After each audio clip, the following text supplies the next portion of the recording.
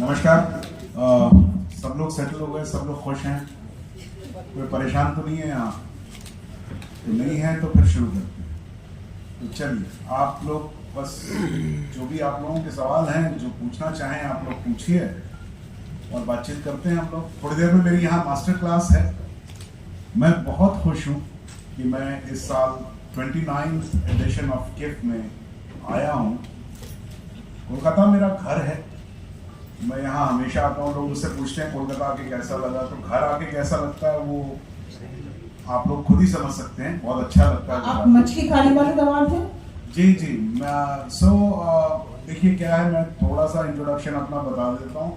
ये सवाल शायद आपके रहे होंगे, इसमें बहुत सारे जवाब आपको मिल जाएंगे। मेरी माँ बंगाली थी, अब वो इस दुनिया में नहीं है। मेरे फादर लखनऊ से थे। तो डिसाइड ये हुआ, मैंने मतलब बिना वैसे डिसाइड किए कि खाना माँ का और भाषा पिता की। तो हिंदी में बात करता रहा मैं जिंदगी भर, और खाना लेकिन मैं बंगाली खाता था, और बहुत सारे बंगालियों से ज्यादा बंगाली खाना खाता हूँ मैं। तो ये मेरा परिवार का वो रहा है। फिर now I am married to Bornali, who's Bengali, and my in-laws are here in Kolkata, so घर ही है। अब आप लोग जो पूछना चाहें। तो आप क्या खाने में पसंद करते हैं बंगाली खाने में सबसे ज्यादा? देखिए, बंगाली खाना मेरा अपना खाना है। तो बचपन से बच्चा जो खाना खाता है वो उसका, even medically they say कि that whatever your mother has fed you becomes your basic diet. So, ऐसा बहुत बार होता है कि हम लोग बचपन में जो भी खाते हैं, बंगाली लोग चावल खाते हैं, मछली खाते हैं, है ना, जो भी चीजें खाते हैं। राजस्थान में पोस्तो खाते हैं, राजस्थान में लोग रोटियां खाते हैं, है ना, और चीजें खाते हैं। फिर आप जब बड़े होते हैं तो आप दुनिया में घूमते हैं, फिर आप पास्ता भी खाते हैं, चाइनीज भी खाते हैं, कॉन्टिनेंटल सब कुछ खाते हैं, but your basic food remains what माँ has fed.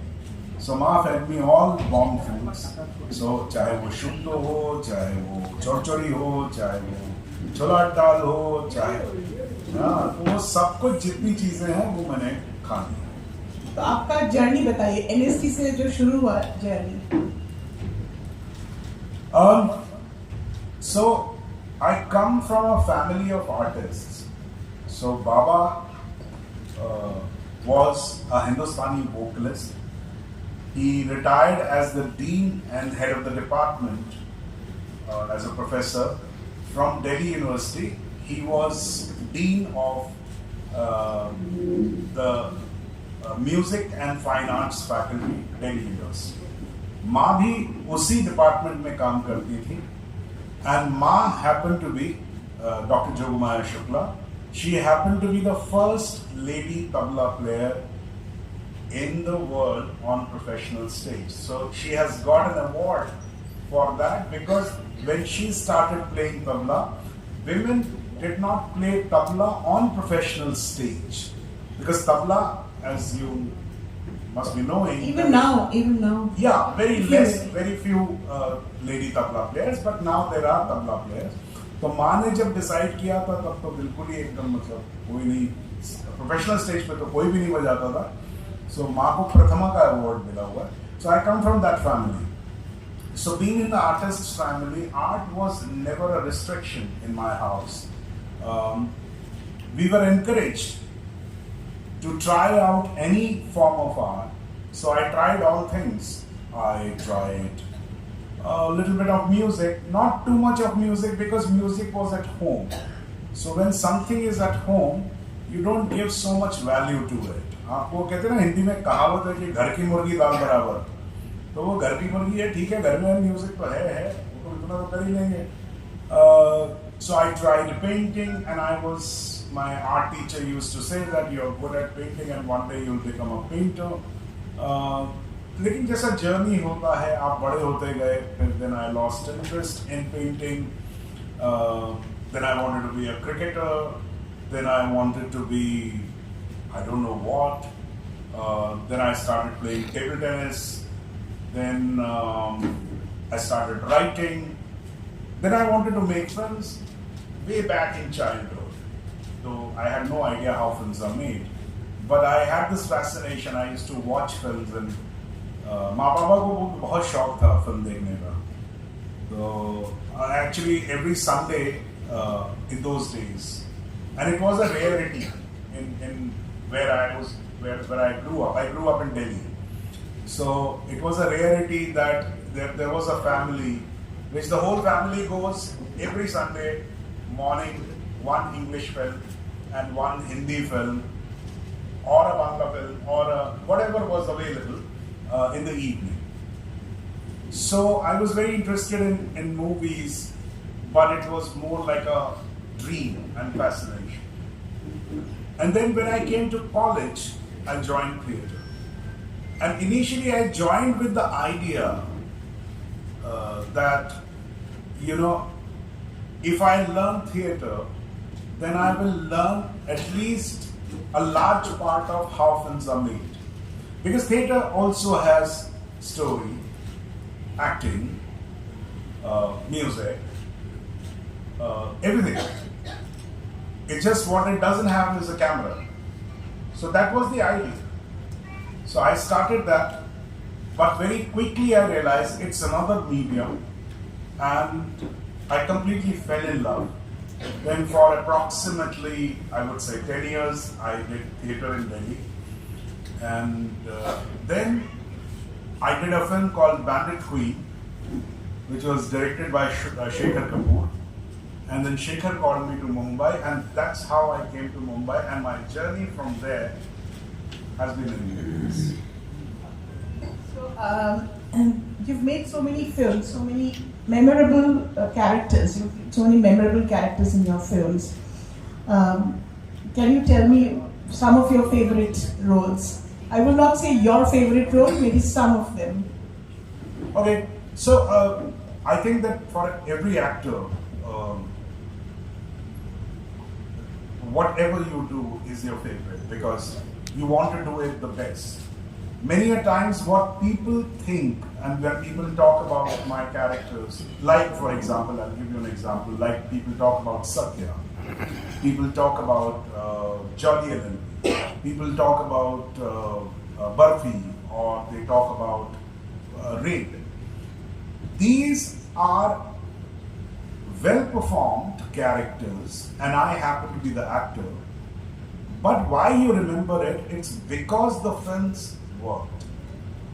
Because you liked the films, that's why you remember the characters. Otherwise, I tried my level best even in the films which did not work that beautiful. You know what I'm saying? So what happens is when people say that you did wonders in that film, I always think, and I believe completely, it's not me alone who did wonders in that film, because the film did the wonder and I became a part of it. That's why it sounds so beautiful. So that is what I think. But I would say every character which I have played has been a journey for me, and I always enjoyed it. Thank you, Saurabh ji. Now we open up the floor to questions. I'm sure there are plenty. Saurabh ji, मेरा पहला सवाल है, madam से जुड़ा हुआ है. Madam ने अभी हाल ही में आपसे पसंदीदा किरदारों के बारे में पूछा. आपने कई नाम गिना है, बर्फी, सफिया, जॉली LLB, फिर रेड, जहाँ पे आपने बेहतरीन काम किया. आपने 100 से भी ज्यादा फिल्मों में काम किया है. लेकिन आप फिर भी सत्या से भी आगे जॉली LLB को आप रखते हैं, क्यों? मैं रखता हूँ नहीं, मैं नहीं रखता. कई बार ऐसा खुलासा किया है कि जॉली LLB आपकी जिंदगी का वो पड़ाव या वो क्षण था. हाँ, देखिए, पता नहीं, मैं ये क्लैरिफाई कर देता हूँ. मैंने अपने किसी भी इंटरव्यू में आज तक कभी कंपैरिजन नहीं किया है अपने कैरेक्टर्स और फिल्मों के बारे में. मैंने हमेशा एक बात कही है, मैं आज यहाँ फिर से दोहरा देता हूँ. मैं हमेशा कहता हूँ कि एक्टर्स से उनके कैरेक्टर्स के बारे में मत पूछा करिए, because characters are like girlfriends. You always like the latest one. So जो कैरेक्टर मैंने कर लिया वो मुझे याद रहता है, उसकी यादें रहती हैं, लेकिन जो सबसे मजा और सबसे ज्यादा जुड़ाव होता है वो मेरे प्रेजेंट कैरेक्टर जो मैं इस वक्त में कर रहा होता हूं उससे होता है। सत्या से मैं ना मैंने कभी कंपैरिजन किया और मैं कभी कर भी नहीं सकता, बिकॉज मैं सत्या में खाली राइटर नहीं था, मतलब खाली एक्टर नहीं था, मैं उसमें राइटर भी था। तो जिसको मैंने खुद लिखा है वो उसमें तो दो चीजें जुड़ गई ना, तो सत्या से मैं कैसे कंपेयर करूं उसको। हाँ, but having said that you must not forget that Satya I met in 1997. Today is 2023. So when I am looking at things, क्या होता है, आप जब अपना पुराना काम देखते हैं तो आपको लगता है यार मैं यंग था, मैं बच्चा था, कुछ चीजें मेरी समझ में नहीं आती थी, कुछ चीजें अब मैं उससे ज्यादा बेहतर कर सकता हूँ, इस वजह से हो सकता है कि आपको ऐसा लगा हो, लेकिन मैंने कभी ऐसा कंपैरिजन नहीं किया। सर, जैसा आपने कहा कि आप पटकथा भी लिखते हैं, जैसे आपने लिखा है सत्या के लिए, आगे चलकर आपने काफी सारी मतलब लेखन आपने किया है, तो मेरा ये सवाल है कि आप जब भी लिखते हो आप कहते हो कि मैं अकेला पड़ जाता हूँ, तो क्या कोई अन्वेषण आप करते हो इसके जरिए? अगेन इसको थोड़ा सा करेक्शन कर देता हूँ मैं, अकेला नहीं पड़ जाता है। एक तो मेरा ये पर्सनली मानना है, मैं लिखता हूँ। दूसरी बात मैं क्लियर कर दूं, मैंने बहुत ज्यादा नहीं लिखा है क्योंकि मेरी कभी इच्छा नहीं रही है कि मैं एज अ फिल्म राइटर जाना चाहूँ। मेरी इच्छा रही है कि मैं एज एन एक्टर जाना चाहूँ, मैं एज अ फिल्म मेकर जाना चाहूँ। लेकिन मुझे ये बात बहुत पहले समझ में आ गई थी कि भाई अगर फिल्म बनानी है, अगर अपनी फिल्म बनानी है तो आपको लिखना जरूर पड़ेगा, क्योंकि बिना लिखे कोई चारा नहीं। And as one of my dearest friend Renu Saluja, late Renu Saluja and the great Renu Saluja, she once told me when I was very young and when I came to Mumbai, तो मुझे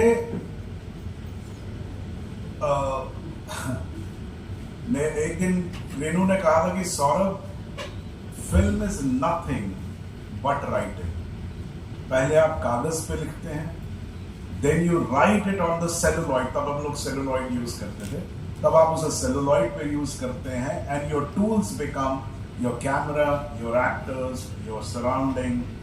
then जब ये second phase of writing खत्म होता है तो the third phase of writing starts, which is editing. So film is all the way writing, you are writing a film till the end with different mediums. So as a writer जो pen और paper से लिखता है, मेरा हमेशा ये कहना है उसका बहुत महत्व होता है, क्योंकि वो एक आदमी होता है जिसके आसपास कोई नहीं। जब हम शूटिंग करते हैं एज एन एक्टर तो हमारे पास डायरेक्टर होता है, असिस्टेंट डायरेक्टर्स होते हैं, को एक्टर्स होते हैं, 50 ही हो क्या मतलब, एक्चुअली तो 400-500 लोग होते हैं। जब आप शूटिंग करते हैं तो 400-500 लोग आपके पास होते हैं। लेकिन एक राइटर जो है वो दरवाजा बंद करता है और वो अकेला बैठता है और उसके पास कुछ नहीं होता, और सिर्फ कुछ एक आइडिया होता है, कहानी भी नहीं होती। वो बैठता है और कहानी बुनना शुरू करता है। तो वो बहुत ही लोनली प्रोसेस है, वहां आपकी मदद भी कोई नहीं कर सकता। वो ऐसा नहीं हो सकता कि आपका दोस्त या आपका पड़ोसी आके बोले अरे यार मैं बताता हूँ क्या हो सकता है ना, वो बर्बाद कर देगा। तो उसलिए राइटर को शांति चाहिए होती है, उसको बैठ के चुपचाप सोचना, और वही सोचता रहता है क्या गलत है क्या सही है। तो I think that is what a writer goes. Saurabh this side. Shobik from India Blooms. It's wonderful to listen to your cinematic journey, and which I was listening. In 2023, you know, the language of films changes over the time. Now a recent debate is going on social media regarding the violence shown in a film Animal. What's your take on that? I think we shouldn't ask him about other films. Let's ask him about his work. Okay, fine. Okay, fine. I'll answer your question. I cannot say anything about Animal because it's a fairly new film. and I have been busy. I've not seen the film. Okay, so I don't know the debate. Sir, one point I should ask within this only that इससे पहले आमिर खान बोल चुके थे कि जब भी कोई director week होता है अपने टेक्निकलिटीज में वो फिल्म में सेक्स और वायलेंस का यूज किया जाता है नॉर्मली। आप सुनिए, देखिए क्या है, आमिर साहब ने क्या बोला, आप वो आमिर साहब से पूछिए। What's your take? Do you think the violence? Do you defend? Sir मैं एक एक सेकंड में किसका जवाब दूं? Let him complete. We will not take any more questions. I'm sorry. You're asking questions which are not related to Saurabh. let me ask the question. Let him complete. Yes, complete. Let him complete. जिस सोच की बात करते हैं आप, दरवाजा बंद और देखना शुरू हो जाता है, जी इंसान एक बड़ी पहलू में खो जाता है कहीं। आपने कभी अपनी जिंदगी में एक डॉक्यूमेंट्री किया था रुत अग्निहोत्री और रैचल अग्निहोत्री के साथ, ऐसा सुनने में आया है और ये इंफॉर्मेशन है हमारे पास। इसमें थोड़ा इनलाइटमेंट कीजिएगा कि डॉक्यूमेंट्री आगे कुछ बड़ा या आपने कुछ सोचा होगा। देखिए, जो नाम आपने लिए, क्या नाम लिए? रुत अग्निहोत्री और रैचल अग्निहोत्री। मैंने कभी कोई डॉक्यूमेंट्री नहीं की है। तो फिर विकिपीडिया को करेक्शन कर सकते हैं। हाँ, लेकिन मैं आपको बताता हूँ, way back which I'm talking about, I think 1989 or so, I was involved in a documentary which was about Kalbelia dance, which was not made by me. अब थिएटर के लोग थे हम लोग, तो हमारे सीनियर एक बना रहे थे, उनके साथ हम थे।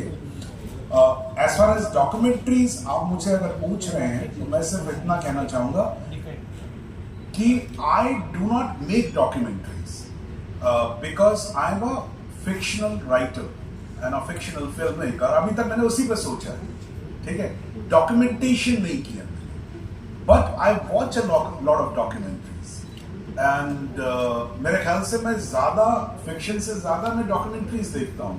So I think it's a very strong medium. It's a very strong medium. Unfortunately, it was never as popular as fiction films.